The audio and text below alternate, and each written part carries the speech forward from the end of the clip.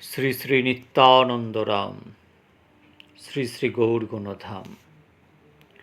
আস্বাদন চলছে শ্রী শ্রী চৈতন্য চরিতামৃতম। শ্রী শ্রী চৈতন্য চরিতামৃতম সর্বশাস্ত্রেশ্বর, গৌরাঙ্গ মহাপ্রভুর বাংময় স্বরূপ। গৌরাঙ্গ মহাপ্রভু যেমন সর্ব অবতার সার গোড়া অবতার, তেমনভাবেই সর্বশাস্ত্রকে সার করে ব্যাসদেব ভগবান শ্রীমদ্ ভাগবত প্রকট করলেন।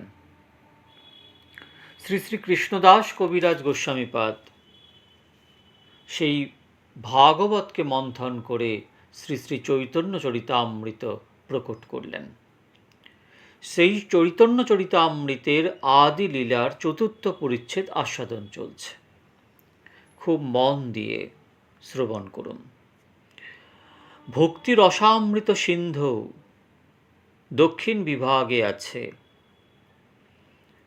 যথোত্তরমসৌ সাদ বিশেষ উল্লাস সমজ্জাপি রতির বাসো নয়াসাদ্যি ভাসতে কাপি কস্যচিৎ। ভক্তি রসামৃত সিন্ধু দক্ষিণ বিভাগে স্থায়ী ভাব লহর্যাং 5-21 শ্লোকে, অর্থাৎ দাস্য, সখ্য, বাৎসল্য, মধুর, এই চতুর্বিধা রতি উত্তরোত্তর সাধুতর হলেও বাসনা ভেদে কোনো একটি রতি কারোর কাছে অর্থাৎ ভক্তের কাছে বিশেষ সাধু হয়ে থাকে। দাস্য, সখ্য, বাৎসল্য, মধুর ভগবান পঞ্চরসিকের ভজনীয় ধন। শান্ত দাস্য, সখ্য, বাৎসল্য, মধুর, ব্রজেতে দাস্য, সখ্য, বাৎসল্য, মধুর, এই চার রসই যার যেই ভাব তাই সর্বোত্তম। কিন্তু এক একজনের এক একটা ভাব থেকে থাকে, কারো দাস্য, কারো সখ্য, কারো বাৎসল্য, কারো মধুর। অতএব মধুর রস কহিতার নাম স্বকীয়া পরকীয়া ভাবে দ্বিবিধ সংস্থান। মধুর রসকে স্বকীয়া ভাব এবং পরকীয়া ভাব এই দুই ভাবে বিভক্ত করা হয়েছে। স্বকীয়া কি? যারা বিধি অনুসারে বিবাহিত এবং পাতিব্রত্য ধর্মে অবিচলিতা, সেই নায়িকাগণের নাম স্বকীয়া, যেমন শ্রীকৃষ্ণের দ্বারকা মহিষীগণ রুক্মিণী, সত্যভামা প্রমুখ। পরকীয়া যারা বিবাহ বিধি অনুসারে পত্নীরূপে গৃহীতা নন, অথচ তীব্র আসক্তিবশত অনুরাগে আত্মসমর্পণ করেন এবং ইহলোক ও পরলোকের অপেক্ষা করেন না, সেই নায়িকাগণের নাম পরকীয়া, যেমন শ্রী রাধিকা আদি ব্রজগোপীগণ শ্রীকৃষ্ণের পরকীয়া কান্তা। শ্রীকৃষ্ণের পরকীয়া কান্তা দুরকমে বিভক্ত হয়, এক কন্যকা কান্তা, দুই পররা কান্তা। যারা পিতৃগৃহে অবিবাহিতভাবে অবস্থান করে শ্রীকৃষ্ণকে কান্ত ভাবেন, তারা কন্যকা পরকীয়া। আর যারা অন্য গোপের সঙ্গে বিবাহ হয়েছে বলে সকলের ধারণা, কিন্তু পতিসঙ্গ না করে কেবল শ্রীকৃষ্ণকেই পতিভাবে পোষণ করেন, তাঁদের পররা পরকীয়া বলে। শ্রী রাধিকাদি শ্রীকৃষ্ণের প্রতি পরকীয়া কান্তাভাব পোষণ করেন এবং এই মধুর রসেই উল্লাস সবচেয়ে বেশি। এখানে রাধাকৃষ্ণের পরস্পরের প্রতি যে আকর্ষণ, তা কাম গন্ধহীন বিশুদ্ধ প্রেম। একে অপরকে সুখী করতেই নিজেকে সম্পূর্ণরূপে সমর্পণ করেছেন। তৎসুখে সুখিত্বম, নারদ ভক্তি সূত্রে যে সূত্র আছে, তৎসুখে সুখিত্বম, সেটা প্রকট রূপ নিয়েছে। তাহলে স্বকীয়া পরকীয়া ভাবে দ্বিবিধ সংস্থান। পরকীয়া ভাবে অতি রসের উল্লাস, ব্রজ বিনা ইহার অন্যত্র নাহি বাস। ব্রজবধূগণের এই ভাব নিরবধি, তার মধ্যে শ্রীরাধায় ভাবের অবধি। এই যে পরকীয়া কান্তা ভাব, এই ভাব কিন্তু একমাত্র ব্রজেতেই আছে। অন্যত্র এই ভাব যদি হয় তাহলে কিন্তু অবিধিপূর্বক হবে। ব্রজেতে কান্তা ভাব, ব্রজবধূগণের এই ভাব নিরবধি, তার মধ্যে শ্রীরাধায় ভাবের অবধি। প্রৌঢ় নির্মল ভাব প্রেম সর্বোত্তম, কৃষ্ণের মাধুরী আস্বাদনের কারণ। অতএব সেই ভাব অঙ্গীকার করি সাধিলেন নিজ বাঞ্ছা গৌরাঙ্গ শ্রীহরি।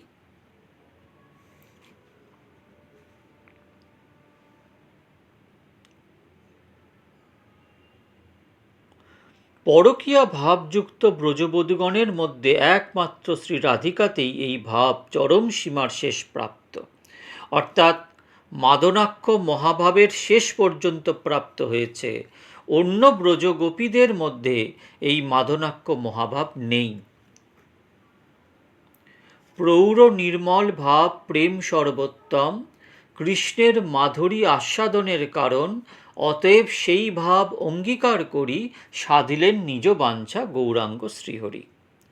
শ্রীরাধার প্রেমের বৈশিষ্ট্য হল তা প্রৌঢ়, অর্থাৎ অতিশয় বৃদ্ধিযুক্ত, সসুখ বাসনা শূন্য এবং সর্বোত্তম। একমাত্র শ্রীরাধার প্রেমই পূর্ণতম। তাই শ্রীকৃষ্ণ মাধুর্য পূর্ণতম রূপে আস্বাদন করার একমাত্র উপায় শ্রীরাধার প্রেম। তাই শ্রীকৃষ্ণ শ্রীরাধার কান্তিভাব অঙ্গীকার করে শ্রী গৌরাঙ্গ রূপে নিজের বাসনা পূর্ণ করলেন। স্তবমালায়াং শ্রীচৈতন্যদেবস্য সুরেশানাং দুর্গং গতিরতিশয়ো উপনিষদাম মুনীনাং সর্বস্বং প্রণতপটলীনাং মধুরিমা বিনির্যাসো প্রেম্য নিখিল পশুপালম্বুজদৃশাম সচৈতন্যঃ কিং মে পুনরপি দৃশ্যোর্যাস্যতি পদম। অর্থাৎ যিনি ইন্দ্রাদি দেবগণের নির্ভয় স্থান, যিনি শ্রুতি বা উপনিষদের একমাত্র লক্ষ্য, যিনি মুনিগণের সর্বস্ব, যিনি ভক্তগণের মাধুর্য স্বরূপ, যিনি ব্রজগোপীগণের প্রেমের নির্যাস স্বরূপ, সেই শ্রী চৈতন্যদেব কি পুনরায় আমার দৃষ্টিগোচর হবেন? সেইখানেই স্তবমালায়াং শ্রীচৈতন্যদেবস্য দ্বিতীয় স্তবে তৃতীয় শ্লোক অপারং কস্যাপি প্রণয়ী জনবৃন্দস্য কুতুকি রসস্তোমং হৃত্বা মধুরমুপভুক্তং কমপি জ্বা রুচং সমাবরে দুতিমিহ তদীয়ং প্রকটয়ন সদেবশ্চৈতন্যাকৃতিরতিতরাম নঃ কৃপয়তু। অর্থাৎ যিনি কৌতূহলী হয়ে কোনো প্রণয়ীজন বৃন্দের, ব্রজবধূগণের মধ্যে কোনো একজনের অর্থাৎ শ্রীরাধার অপরিসীম ও অনির্বচনীয় রসসমূহকে হরণ করে আস্বাদন করবার জন্য তাঁদের কান্তি প্রকটিত করে স্বীয় শ্যাম কান্তিকে আবৃত করেছেন, সেই চৈতন্য আকৃতি দেব আমাদের অপার কৃপা করুন। এর একটু তাৎপর্য জানা যাক। স্বমাধুর্য আস্বাদনই শ্রীকৃষ্ণের মুখ্য উদ্দেশ্য, কিন্তু শ্রীরাধার ভাবকান্তি ব্যতিরেকে সেই উদ্দেশ্য সিদ্ধ হতে পারে না বলে তিনি শ্রীরাধার ভাবকান্তি অঙ্গীকার করেছেন। ভাব গ্রহণ হেতু কইল ধর্মস্থাপন, মূল হেতু আগে শ্লোকে করি বিবরণ। ভাব গ্রহণের এই সুনহ প্রকার, তা লাগি পঞ্চম শ্লোকের করিয়ে বিচার। এই তো পঞ্চম শ্লোকের কহিল আভাস, এবে করি সেই শ্লোকের অর্থ প্রকাশ। শ্রী স্বরূপ গোস্বামী কর্চাতে আছে, রাধা কৃষ্ণ প্রণয় বিকৃতির লাদিনী শক্তি রশ্মাদেকা স্থানাবপি ভুবি ভূরা দেহ বেদঙ্গতৌতৌ চৈতন্য আখ্যাং প্রকট মধুনা তদ্দয়ঞ্চৈক্যমাপ্তম রাধা ভাব দূতি সুবলিতম নৌমি কৃষ্ণস্বরূপম। রাধা কৃষ্ণ এক আত্মা, দুই দেহ ধরি অন্যে অন্যে বিলাসে রস আস্বাদন করি। অন্যে অন্যে বিলাসে মানে শ্রী রাধা ও শ্রীকৃষ্ণ স্বরূপত একই আত্মা। তা হলেও অনাদিকাল থেকে তারা দুই দেহ ধারণ করে পরস্পরের সঙ্গে লীলাবিলাস করছেন। লীলারস আস্বাদনের জন্যই তারা দুই দেহ ধারণ করেছেন। কিন্তু দুই দেহে রস আস্বাদনের পূর্ণতা সম্ভব নয় বলে তাদের দুই দেহ মিলে এক শ্রী চৈতন্যদেব হয়েছেন। সুতরাং উভয় রূপেই লীলাতেই রস আস্বাদনের পূর্ণতা প্রাপ্ত হয়েছে। সেই দুই এক এবে চৈতন্য গোসাই, ভাব আস্বাদিতে দোহে হইলা এক ঠাঁই। ইথে লাগি আগে করি তার বিবরণ, যাহা হইতে হয় গৌরের মহিমা কথন। রাধিকা হয়েন কৃষ্ণের প্রণয় বিকার, স্বরূপ লাদিনী শক্তি নাম যাহার। স্বরূপ লাদিনী শক্তি, শ্রী রাধাই শ্রীকৃষ্ণের স্বরূপ শক্তি, লাদিনী শক্তি। শৃঙ্গার রস আনন্দ দান করে শ্রী রাধাই শ্রীকৃষ্ণকে আহ্লাদিত করেন। এই লাদিনীরই বিলাস বিশেষের নাম ভক্তি। শ্রীকৃষ্ণের কৃপায় ভক্তের চিত্তে এই ভক্তির উন্মেষ হয়। আবার শ্রীকৃষ্ণ সর্বদাই তার স্বরূপ শক্তির লাদিনীকে তার ভক্তের হৃদয়ে নিক্ষেপ করছেন, ভক্তের আনন্দ পরিপুষ্টতা লাভ করছে। রাধিকা হয়েন কৃষ্ণের প্রণয় বিকার, স্বরূপ শক্তির লাদিনী নাম যাহার। লাদিনী করায় কৃষ্ণে আনন্দ আস্বাদন, লাদিনী দ্বারায় করে ভক্তের পোষণ।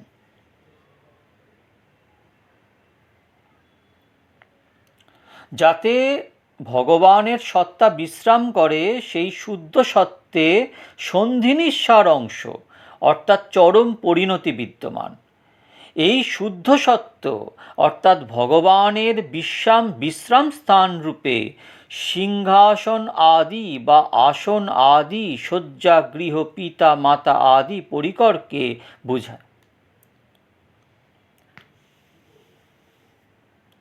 সচ্চিদানন্দপূর্ণ কৃষ্ণের স্বরূপ, একই চিৎশক্তি তার ধরে তিন রূপ। আনন্দাংশে লাদিনী, সদংশে সন্ধিনী, চিদংশে সম্বিত যারে জ্ঞান করি মানি। শ্রী বিষ্ণু পুরাণে প্রথম অংশে 12 অধ্যায়ের 69তম শ্লোকে আছে লাদিনী সন্ধিনী সংবিত্তজ্জেক সর্বসংস্থিতৌ লাদতাপ করি মিশ্রা তৈ ন গুণবর্জিতে। শ্রী ধ্রুব ভগবানকে বলছেন, তোমার স্বরূপ শক্তির লাদিনী সন্ধিনী সংবিত এই ত্রিবিধ শক্তি সকলের আশ্রয়ভূত তোমাতেই অবস্থিত, কিন্তু জীবের মধ্যে অবস্থিত নয়। আর লাতকারী অর্থাৎ মনের প্রসন্নতাজনিত সাত্ত্বিকী, তাপকারী অর্থাৎ বিষয় বিয়োগ আদিতে মানসিক তাপদায়িনী তামসী, এবং সুখজনিত প্রসন্নতা ও দুঃখজনিত তাপ বিষয়জনিতা রাজসী, এই তিন শক্তি তোমাতেই নেই, কারণ তুমি প্রাকৃত সত্তাদি গুণবর্জিত, কিন্তু জীবে তা আছে। সন্ধিনীর সার অংশ শুদ্ধ সত্য নাম, ভগবানের সত্তা হয় যাহাতে বিশ্রাম। মাতা পিতা স্থান গৃহ শয্যাসন আর এই সব কৃষ্ণের শুদ্ধ সত্যের বিকার। ভক্তগণ, বিষয়বস্তু খুবই গম্ভীর, খুব মন দিয়ে আস্তে আস্তে শ্রবণ করতে হবে। ভাগবতের একটি শ্লোক আছে 4th স্কন্ধের 3য় অধ্যায়ের 23তম শ্লোকে। ভাগবতে ব্যাসনারায়ণ বলছেন, সত্ত্বং বিশুদ্ধং বসুদেব শব্দিতম যদিয়তে তত্র পুমান পাবৃতঃ সত্যে চ তস্মিন ভগবান বাসুদেব হ্যদক্ষজো মে নমসা বিধীয়তে। অর্থাৎ শ্রী শিব সতীদেবীকে বলছেন, বিশুদ্ধ সত্যের নাম বাসুদেব।